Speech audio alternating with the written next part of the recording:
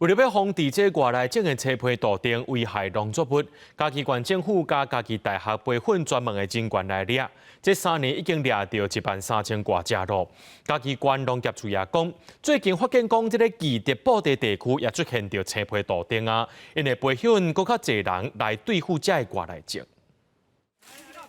那人摕着家私伫树林仔内底找树仔顶头的青皮杜丁，嘉义县政府甲嘉义大学办理掠青杜丁的训练课程。嘛，带校员来树林实习，不能让一般民众捕抓，然后所以要训练合格来去捕抓，然后要去尊重这个生命这样子。咧行车个啦，就行车个时间若无用煞咧无，就有迄个时阵会使来斗掠绿鬣蜥啊。嘉义大学讲，培训这3档以来，已经大约有掠到13000只的青皮杜丁。有发现即马掠到的杜丁，体格拢较细只，防治已经产生效果。猎王大队成立加入的第1年，我们总数大概就移除了3000多只，然后接下来隔年是5000多只，那去年是6000多只。移除的数量增加之后，我们已经看到嘉义县某一些地区的族群数量、族群密度